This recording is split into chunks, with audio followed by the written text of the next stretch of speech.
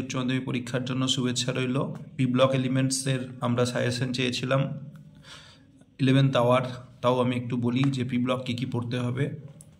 সবার প্রথমে দেখবে 2023-এ তোমাদের কী কী প্রশ্ন এসছে, যদি একটু দেখে নাও তাহলে পি ব্লকের সাজেশন করতে খুব সুবিধা হবে। 2023-এ দেখো প্রশ্ন এসছে, which of the following hydra seeds can not be stored in a glass bottle, অর্থাৎ হাইড্রা সিড যেটা গ্রুপ 17-এর কোয়েশ্চেন সেখান থেকে এসছে। তাহলে আমি এখানে লিখে রাখছি যে গ্রুপ 17 আমার 2023 সালে একটা এমসিকিউ এসছে। আর all 5 bonds in PCl5 molecules equivalent state with arguments, তাহলে এটা হচ্ছে PCl5 অর্থাৎ নাইট্রোজেন ফসফরাস আর্সেনিক অ্যান্টিমনি, যেটাকে আমরা বলছি গ্রুপ 15 থেকে একটা কোয়েশ্চেন এসছে। Write the chemical equation when HCF6 get completely hydrolysed, অর্থাৎ আমাদের গ্রুপ 18 থেকে কোয়েশ্চেন এসছে। What is the hybridisation state of central atom of XeOF4, draw its structure, এটাও গ্রুপ 18 থেকে এসছে। গ্রুপ 18-এ সাধারণত লিমিটেড নাম্বার অফ কোয়েশ্চেন থাকে, যেহেতু গ্রুপ 18 থেকে কোয়েশ্চেন আমার চলে এসেছে, অতএব আমরা এক্সপেক্ট করব 2024 সালে গ্রুপ 18 থেকে কোয়েশ্চেন আসবে না। আর 5 নম্বরের যে কোয়েশ্চেনটা, যেখানে তোমার 5 মার্কস থাকে, টোটাল পি ব্লক এলিমেন্টসে এমসিকিউ থাকে একটা, এসএকিউ থাকে 2 মার্কসের একটা, আর একটা লং অ্যান্সার কোয়েশ্চেন 5 নম্বরে থাকে একটা, 8 মার্কসের কোয়েশ্চেন থাকে। তার মধ্যে 5 মার্কসের কোয়েশ্চেন কি এসছে দেখি। Right balance chemical equation Cl2 plus hot and concentrated which, তীব্র ও উষ্ণ ও গাঢ় NaOH-এর সাথে বিক্রিয়া করলে কি হবে সেটা প্রশ্ন এসছে, অর্থাৎ এটা হলো group 17। Is this reaction a disproportionation reaction, অর্থাৎ এটা নিয়ে জিজ্ঞেস করা হয়েছে যেটা অসামঞ্জস্য বিক্রিয়া কিনা, এটাও 17-এর। Give reason why nitrogen does not form pentahalide although it shows +5 oxidation state, তাহলে এটা এসছে group 15 and basic P block, অর্থাৎ expansion of octet. Structure of XeF2 molecule is linear not a bend, তাহলে আবার গ্রুপ 18। তাহলে group 18 আশা করা যায় যদি কোয়েশ্চেন সেটার সাজেশন করে কোয়েশ্চেন করেন, অর্থাৎ প্রিভিয়াস ইয়ার কোয়েশ্চেন দেখে করেন, তাহলে গ্রুপ 18 থেকে এমসিকিউ ছাড়া একটা কোয়েশ্চেন আসার কথা নয়। Complete the following reaction P4 plus NaOH plus water, তাহলে এটাও হচ্ছে তোমার নাইট্রোজেন ফসফরাস আর্সেনিক, খুব ইম্পর্টেন্ট একটা কোয়েশ্চেন এসে গেছে। এটা হচ্ছে গ্রুপ আমার 15-এর কোয়েশ্চেন। 2023-এ আমরা কিন্তু একটা কোয়েশ্চেনও গ্রুপ 16 থেকে পেলাম না, তাহলে এটুকু আমরা বলতে পারি যে গ্রুপ 16 2024-এর জন্য সবচেয়ে বেশি ইম্পর্টেন্ট। গ্রুপ 16 2024-এর জন্য সবচেয়ে বেশি ইম্পর্টেন্ট। গ্রুপ 16-এর যত কোয়েশ্চেন আছে সব পড়বে। গ্রুপ 17 অনেক বড় একটা গ্রুপ, যেটাকে হ্যালোজেন গ্রুপ বলে, সেখান থেকে অল্প কিছু কোয়েশ্চেন এসছে, তাই 17 থেকে কোয়েশ্চেন কিন্তু আবার রিপিট আসবে, অর্থাৎ এই কোয়েশ্চেনগুলো না এলেও আরও অনেক কোয়েশ্চেন আছে সেগুলো আসবে। গ্রুপ 17 আবার রিপিট হবে বলে আমার বিশ্বাস, এবং গ্রুপ 15-এও কোয়েশ্চেন আসবে। তাহলে আমরা খুব ভালো করে পড়বো গ্রুপ 16, তারপরে আমরা পড়বো 17, আর লাস্টে পড়বো 15। 18 যদি কারোর মনে হয় যে আর পড়ে উঠতে পারবে না, দেরি হয়ে গেছে, নতুন করে পড়ো না, তবে 18-এ অনেক কোয়েশ্চেন এখানে দেওয়া আছে, যদি কেউ শিখতে চাও পড়তেই পারো। গ্রুপ 15 থেকে শুরু করি কি কি পড়তে হবে। দেখো গ্রুপ 15-এ খুব ভালো করে তোমার যেটা পড়তে হবে সেটা হচ্ছে বেসিক স্ট্রেংথ। বিভিন্ন বেসিক স্ট্রেংথগুলো তোমাকে ভালো করে জানতে হবে, যে অ্যামোনিয়া, ফসফিন, এদের যে হাইড্রাইড তাদের বেসিক স্ট্রেংথ, তাদের রিডিউসিং নেচার, এগুলো খুব ভালো করে পড়তে হবে। Boiling points, white phosphorus and red phosphorus, H3PO4, H3PO3, H3PO2, এদের স্ট্রাকচার, সেখান থেকে তোমার এরকম টাইপের কোশ্চেন আসবে যে অ্যাসিড সল্ট কোনটা, নর্মাল সল্ট কোনটা। যেমন একটা কোশ্চেন মনে করো, Na2HPO3 is a normal salt, explain. HNO3 has only oxidising property, explain. এরকম টাইপের কোশ্চেন আসতে পারে। H3PO2 has strong reducing property, অর্থাৎ H3PO2 একটা স্ট্রং রিডিউসিং এজেন্ট, সেটা কোশ্চেন আসতে পারে। এখানে তোমার স্ট্রাকচার ছাড়া এক্সপ্লেন করতে পারবে না, যে পি এর সাথে ডাইরেক্ট হাইড্রোজেন অ্যাটাচড আছে, আর যত বেশি পি এর সাথে সরাসরি হাইড্রোজেন যুক্ত থাকে তত বেশি এদের বিজারণ ধর্ম হয়। সাদা ফসফরাস মোর রিয়াক্টিভ দ্যান রেড ফসফরাস, এবারের জন্য খুবই ইম্পর্টেন্ট কোশ্চেন, কেন যদি গ্রুপ 15 থেকে কোশ্চেন দেয় এটা দিতে পারে। Generally group 15 elements have first I values are higher than group 16 elements, nitrogen আর অক্সিজেনের মধ্যে কার আই ভ্যালু বা আইপি ভ্যালু বেশি, সেটা নিয়ে কোশ্চেন পিরিয়ডিক টেবিলে পড়েছো, এরকম টাইপের কোশ্চেন আসতে পারে। NO2 does not form dimer, explain. Boiling point of ammonia is higher than phosphine, hydrogen bond পড়েছো, সেখান থেকে কোশ্চেন আসতে পারে। Why PCl5 conduct electricity in solid state, যদিও PCl5-এর গঠন থেকে এবারে একটা কোশ্চেন এসেছে। এই বিক্রিয়াগুলো খুব ভালো করে দেখে নেবে। অ্যামোনিয়াম ডাইক্রোমেট, তাকে যদি হিট করা হয় কি হবে, অ্যান্সার নাইট্রোজেন ওয়াটার Cr2O3। এটা অ্যাকচুয়াল নাইট্রোজেন প্রস্তুতির বিক্রিয়া। NaNO3 4Zn 7NaOH এই বিক্রিয়াটা ব্যালেন্স করতে শিখেছিলে 11-এ। এতে কি প্রোডাক্ট হবে? অ্যামোনিয়া, Na2ZnO2 আর ওয়াটার বিক্রিয়া আসতে পারে। P4 + 3NaOH + ওয়াটার, এটা আমাদের এবছর এসে গেছে 2023-এ, তো এটা বাদ দেবে। PCl3 + ওয়াটার, সেখানে একটা ফসফরাস অ্যাসিড আর HCl তৈরি হবে। আবার এই PCl3-র সাথে যদি অক্সিজেনের বিক্রিয়া ঘটানো হয় তাহলে POCl3 তৈরি হবে। সাদা ফসফরাসের সাথে সিলভার নাইট্রেট আর ওয়াটারের বিক্রিয়ায় সিলভার অধক্ষিপ্ত হবে, H3PO4 তৈরি হবে, নাইট্রিক অ্যাসিড তৈরি হবে। এই বিক্রিয়াটা আবার ভেরি ভেরি ইম্পর্টেন্ট, আমি রাইট দিলাম, সেটা হচ্ছে H3PO3, যার নাম ফসফরাস অ্যাসিড। তাকে যদি হিট দেওয়া হয় তাহলে ডিসপ্রপোর্শনেশন রিয়াকশান হবে, তৈরি হবে H3PO4 অর্থোফসফরিক অ্যাসিড আর ফসফিন। FeH2O6SO4, তার সাথে যদি NOর রিয়াকশান হয় তখন তৈরি হবে FeH2O5NOSO4। এইখানে আমাদের ছোটোবেলা থেকে পড়ে এসেছি, 11-এও দেখেছি যে নাইট্রেট মূলকের শনাক্তকরণ পরীক্ষা, যাকে বলয় পরীক্ষা বলি বা রিং টেস্ট বলি, সেই রিংয়ের ফর্মুলা আসতে পারে। এটা হচ্ছে রিংয়ের ফর্মুলা বা বিক্রিয়াটা জিজ্ঞেস করতে পারে। এবার চলে আসবো আমরা গ্রুপ 16, যেটা আমাদের সবচেয়ে বেশি ইম্পর্টেন্ট। একটা প্রশ্ন আমরা 2023-এ খুঁজে পেলাম না, সেটা হচ্ছে ইলেকট্রন গেইন এনথালপি। খুব ভালো করে পড়বে, অক্সিজেন আর সালফারের মধ্যে কার বেশি কার কম। রিডিউসিং প্রপার্টি খুব ভালো করে পড়বে, যে H2S, H2SC, H2TE, এদের মধ্যে রিডিউসিং প্রপার্টি কার কম বেশি।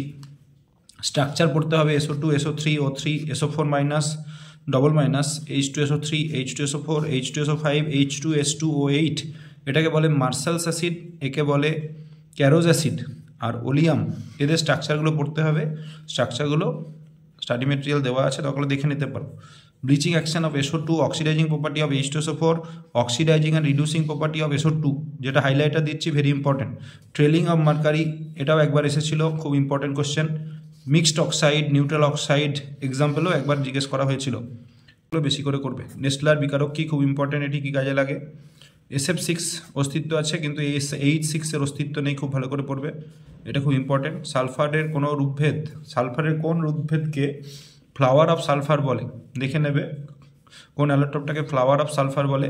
রাসায়নিক বিক্রিয়ার সাহায্যে দেখাও যে SO2 জারক বিজারক উভয় হিসেবেই কাজ করতে পারে। এর জন্য খুব ছোট ছোট দুটো বিক্রিয়া আমি সিলেক্ট করেছি। একটা হচ্ছে SO2-র সাথে H2S-এর বিক্রিয়া, এটা কি ঘটে সমীকরণ সহ লেখ হিসেবেও আসতে পারে। সেখানে তৈরি হয় সালফার আর তৈরি হয় ওয়াটার, অর্থাৎ SO2-র অক্সিডেশন নাম্বার +4, সে চলে যাচ্ছে 0-তে, তাহলে অক্সিডেশন নাম্বার হ্রাস পাচ্ছে, অর্থাৎ এখানে আমাদের বিজারণ হচ্ছে। আর H2S-এর -2 থেকে এটা চলে যাচ্ছে 0-তে, অর্থাৎ অক্সিডেশন নাম্বার আমার ইনক্রিজ করছে। তো এটাতে আমরা বলতে পারি যদি অক্সিডেশন নাম্বার ইনক্রিজ করে তাহলে এখানে অক্সিডেশন হচ্ছে আর এখানে রিডাকশন হচ্ছে। SO2 H2S-কে অক্সিডাইজ করছে, তাই এখানে SO2-র অক্সিডাইজিং প্রপার্টি শো করছে। ক্লোরিনের সাথে SO2-র বিক্রিয়া প্রায়ই পরীক্ষাতে জিজ্ঞেস করা হয়, খুব ইম্পর্টেন্ট, খুব ভালো করে দেখতে হবে। Chlorine plus water plus SO2, সেখান থেকে তৈরি হচ্ছে 2HCl plus H2SO4। Trailing of mercury already বললাম, মিক্সড অক্সাইড বললাম। K2Cr2O7, SO2, H2SO4 আগেও পড়েছি আমরা। এখানে যে প্রোডাক্ট হবে সেটা হচ্ছে chromic sulphate, potassium sulphate, water. SnCl2, HClO3, ওজনের সাথে SnCl2-র বিক্রিয়ায় কী হবে? তাহলে ওজন কি করছে, SnCl2-কে অক্সিডাইজ করে SnCl4 বানাচ্ছে, নিজে ওয়াটারে কনভার্ট হচ্ছে আম্লিক মাধ্যমে। কপার কনসেন্ট্রেটেড সালফিউরিক অ্যাসিড, সেখানে তৈরি হবে copper sulphate, SO2, water, 2 molecule water. এখানে SO2 লিখতে অনেক সময় ছেলেমেয়েরা ভুলে যায়, এটা আমাদের সাবধান থাকতে হবে, এটা কিন্তু পরীক্ষার জন্য সবচেয়ে বেশি important. Copper plus concentrated sulphuric acid, সেখানে তৈরি হবে copper sulphate, SO2 plus water. H2SO4 plus SO3, সেখানে তৈরি হবে পাইরো সালফিউরিক অ্যাসিড, যাকে আমরা বলি ওলিয়াম। এটা কন্ট্যাক্ট প্রসেসের একটা ধাপ। PBS, যেটা ব্ল্যাক রঙের হয়, তার সাথে O3-র বিক্রিয়ায় তৈরি হয় PbSO4, হোয়াইট রঙের +4O2। এটাকে আমি ব্ল্যাক অ্যান্ড হোয়াইট রিয়াকশান বলতে পছন্দ করি, অর্থাৎ ব্ল্যাক PBS সে ওজনের সাথে বিক্রিয়া করে PbSO4 তৈরি করছে, হোয়াইট আর অক্সিজেন তৈরি করছে। FeSO4, H2SO4, O3, সেখান থেকে তৈরি হচ্ছে Fe2SO4 whole thrice plus O2 plus water, 3O3 plus S plus water, সেখানে তৈরি হচ্ছে H2SO4 plus 3O2। Left side বলে দেবে, রাইট সাইড লিখতে হবে। অসওয়াল্ড প্রসেসের একটা ধাপ আছে, সেটা হচ্ছে অ্যামোনিয়ার সাথে অক্সিজেনের বিক্রিয়া, ক্যাটালিস্ট ইউজ করা হচ্ছে প্ল্যাটিনাম বা রোডিয়াম, 5 অ্যাটমসফিয়ারিক প্রেসার, 1100 কেলভিন উষ্ণতা। তখন কি প্রোডাক্ট তৈরি হবে? তখন তৈরি হবে NO, যাকে আমরা বলি নাইট্রিক অক্সাইড, আর তৈরি হবে ওয়াটার, ব্যালেন্স 4, 5, 4, 6। PH3 6 AgNO3 সেখান থেকে তৈরি হবে Ag3p.3 AgNO3 yellow addition compound plus 3HNO3। Copper সালফেটের সাথে অ্যামোনিয়াম হাইড্রক্সাইডের বিক্রিয়ায় তৈরি হবে কপার সালফেট ডট CuOH2 সেখান থেকে অ্যামোনিয়াম সালফেট। এই কপার সালফেট ডট CuOH2 তার সাথে অ্যামোনিয়াম সালফেট আবার অ্যামোনিয়াম হাইড্রক্সাইড এর বিক্রিয়ায় বেসিক কপার সালফেট তৈরি হবে। SO2 যদি জলে মেশানো হয় তাহলে ন্যাসেন্ট হাইড্রোজেন তৈরি হয়। এই ন্যাসেন্ট হাইড্রোজেন যখন রঙিন বস্তুর সাথে বিক্রিয়া করানো হয় তখন সেটা বর্ণহীন হয়, অর্থাৎ bleaching action of SO2, bleaching action of Cl2 very very important. বিরঞ্জন ধর্ম SO2 বিজারণের মাধ্যমে দেখায়, তার কারণ এখানে জায়মান হাইড্রোজেন তৈরি হয়। বিরঞ্জন ধর্ম ক্লোরিন অক্সিজেনের মাধ্যমে দেখায়, তার কারণ এখানে জায়মান অক্সিজেন তৈরি হয়। পরীক্ষাতে প্রশ্ন আসে এই দুটি বিরঞ্জন ধর্মের মধ্যে কোনটি পার্মানেন্ট স্থায়ী বিরঞ্জন ঘটে। যেহেতু অক্সিডেশন হয়ে বিরঞ্জনটা স্থায়ী, তাই এই বিরঞ্জনটা স্থায়ী ঘটে। বিজারিত হয়ে বিরঞ্জিত হলে বাতাসের অক্সিজেন ওকে আবার জারিত করে, রঙটা ফিরে আসে। তাই আর্দ্র অবস্থায় ক্লোরিন দ্বারা যে বিরঞ্জন, যেখানে জায়মান অক্সিজেন উৎপন্ন হচ্ছে, সেটা স্থায়ী বিরঞ্জন। 17-এ কিছু গুরুত্বপূর্ণ প্রশ্ন দেখে নেই। কোন হ্যালোজেন হাইড্রাসিড বাইলবন তৈরি করে? অথবা KHF2 তৈরি হয় কিন্তু KHCl2 তৈরি হয় না, কেন ব্যাখ্যা করো? I2 অপেক্ষা ICl অধিক সক্রিয় কেন? অর্থাৎ এটাকে আমরা বলছি ইন্টার হ্যালোজেন কম্পাউন্ড, কাকে বলে পড়বে, সেখান থেকে প্রশ্নটা আসে। I2-র বিজারণ ধর্মের একটি উদাহরণ দাও। তখন I2 প্লাস Cl2 প্লাস 6 অণু ওয়াটার, সেখান থেকে তোমরা লিখবে HiO3 প্লাস HCl। বিক্রিয়াটা কিন্তু পরীক্ষার জন্য খুব ইম্পর্টেন্ট, খুব মজার একটা রিয়াকশান। এখানে আমরা নিলাম আয়োডিন, এখানে আমরা নিলাম ক্লোরিন, দিলাম জল, হয়ে গেল দুটোর অ্যাসিড, একটা HiO3 অ্যাসিড আর একটা HCl অ্যাসিড, হাইড্রোআইডিক অ্যাসিড আর hydrochloric acid.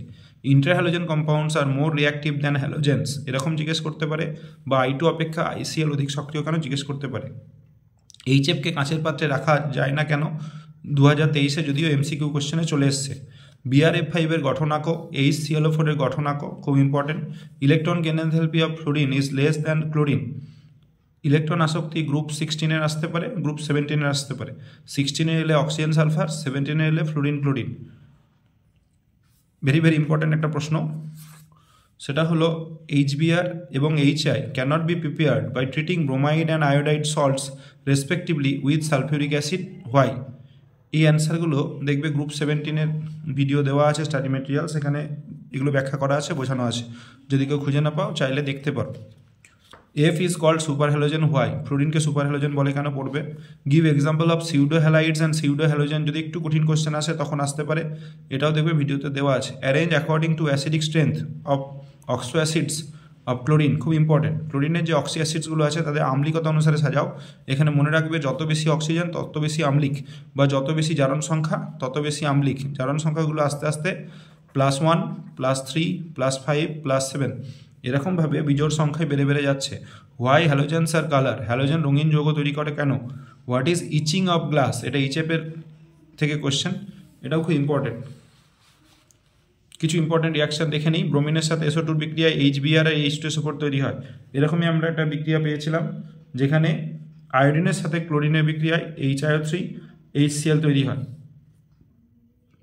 6KOH plus Cl2, সেখানে KCl হয়, KClO3 হয়, ওয়াটার হয়। এটা HS17 সালে এসেছিল। 8 অ্যামোনিয়া এক্সেস, অর্থাৎ অ্যামোনিয়াকে এক্সেস নিয়েছি, ক্লোরিন দিয়েছি, তখন অ্যামোনিয়াম ক্লোরাইডের নাইট্রোজেন হয়েছে। অ্যামোনিয়া নিয়েছি, ক্লোরিন এক্সেস দিয়েছি, তখন NCl3 আর 3HCl হয়েছে। ক্লোরিনের সাথে কোল্ড অ্যান্ড ডাইলিউট NaOH এর বিক্রিয়ায় NaCl হয়, NaOCl হয়, ওয়াটার হয়। Sodium chloride, sodium hypochloride, water.